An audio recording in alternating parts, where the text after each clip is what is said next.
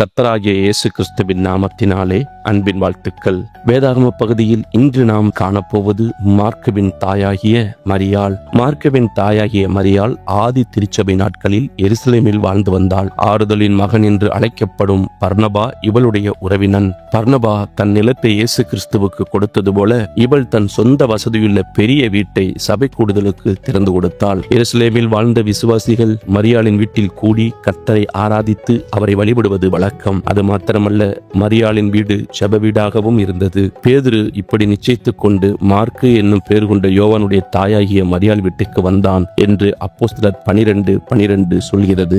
ஆம், மரியாளின் வீடு என்று சொல்வதனால் மார்க்குவின் தகப்பன் மரித்து போய்விட்டார் என அறிகிறோம். அப்படியானால் கணவனை இழந்த பேரிழப்பை மரியாள் அனுபவித்திருந்திருக்கிறாள். அந்த இழப்பின் மத்தியிலும் சோர்ந்து போகாமல் ஆண்டவரின் மகத்தான பணிக்கு தன் வீட்டை கொடுத்திருக்கிறாள். அக்கா எனக்காக ஜெபியுங்கள், அம்மா எனக்காக ஜெபியுங்கள், சகோதரி வாருங்கள் நாம் ஜெபிப்போம் என்ற குரல்கள் அந்த வீட்டில் ஒலித்துக் கொண்டே இருந்தன. மரியாளின் கரங்கள் துடைத்தது தன்னுடைய கண்ணீரை அல்ல, தன்னை நாடி வந்தவர்களின் கண்ணீரையே. மரியாள் வீட்டிலே கூடின ஜெபக்குழுவினரின் ஜெபத்தின் வல்லமையை பார்த்தீர்களா? எவ்வளவு அற்புதமான விடுதலையை சிறைச்சாலையில் இருந்த பேதுருவுக்கு கொடுத்தது.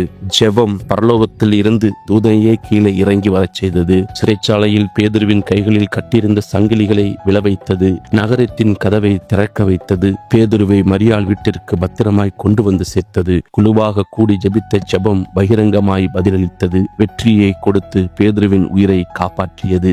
ஏரோது ராஜா சபையிலே சிலரை துன்பப்படுத்த தொடங்கி யோவானுடைய சகோதரனாகிய யாக்கோபை பட்டயத்தினாலே கொலை செய்தான் என்று அப்போஸ்தலர் 12:1-2 வசனங்கள் சொல்கிறது. இப்படி சபை துன்பப்பட்டு கொண்டிருந்த நாட்களில் சபைக்காக தன் வீட்டை திறந்து கொடுத்தாள் மரியாள். இப்படி செய்வது அன்றைய அரசுக்கு எதிரிடையான செயல். பார்வோன் ராஜாவின் கட்டளையை மீறி யோகபேத் மோசையை 3 மாதம் ஒளித்து வைத்து வளர்த்தது போல மரியாளும் பயப்படாமல் கிறிஸ்துவின் மேல் உள்ள அன்பினால் தன் ஜீவனையே பணயம் வைத்து சபை நடத்த தன் வீட்டை திறந்து கொடுத்தாள். பிரியமான சகோதரியே, சுவிசேஷத்தை பிரசித்தப்படுத்துவதற்கு தடையில்லாத நாட்களில் வாழ்ந்து கொண்டிருக்கிற நாம் எத்தனை ஆத்துமாக்களை ஆண்டவருக்குள் நடத்திருக்கிறோம். மரியாள் தன் உயிருக்கே ஆபத்து என்கிற சூழ்நிலையிலும் விசுவாசத்தோடும் உறுதியோடும் சபை கூடுதலை விடாமுயற்சியோடு நடத்த தன் வீட்டை கொடுத்தாள். தேவராஜ்யத்தின் விரிவாக்க பணிக்கு துணிந்து செயல்பட்டாள். 1 பேதுரு 5:13 படி மரியாளின் மகன் மார்க்கு பேதுருவின் ஆவிக்குரிய மகன். பேதுரு மூலம்தான் மார்க்கு ஆண்டவருக்குள் நடத்தப்பட்டான். அதன் பின் மார்க்கு இயேசு கிறிஸ்துவின் சீரனாகி புதிய ஏற்பாட்டில் உள்ள மார்க்கு சுவிசேஷத்தை எழுதியது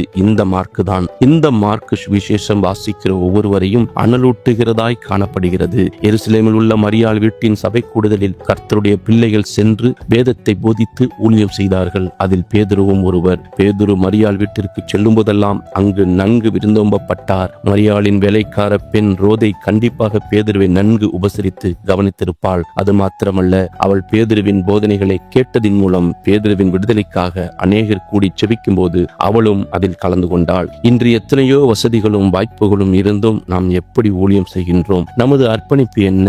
இன்றைய வசதிகளும் வாய்ப்புகளும் இல்லாத காலத்திலேயே எத்தனையோ மிஷனரிமார்கள் நம் நாட்டிற்கு இருண்ட கண்டமாம் ஆப்பிரிக்கா தேசத்திற்கும் வந்து ஊழியம் செய்தார்கள்.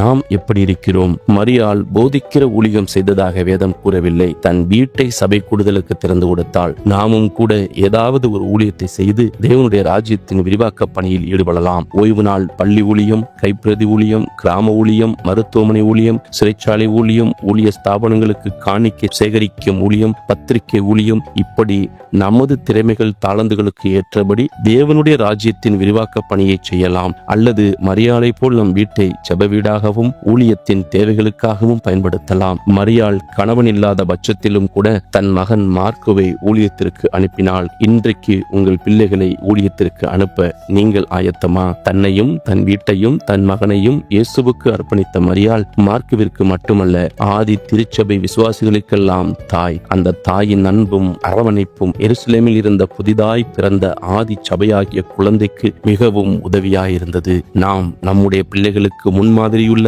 தாயாய், இளம் விசுவாசிகளை அரவணைக்கும் தாயாய் இருக்கின்றோமோ? சிந்திப்போம், சிந்தித்து செயல்படுவோம். கர்த்தர் தாமே உங்களை ஆசீர்வதிப்பாராக. கர்த்தர் நாமம் மகிமைப்படுவதாக. ஆமென்.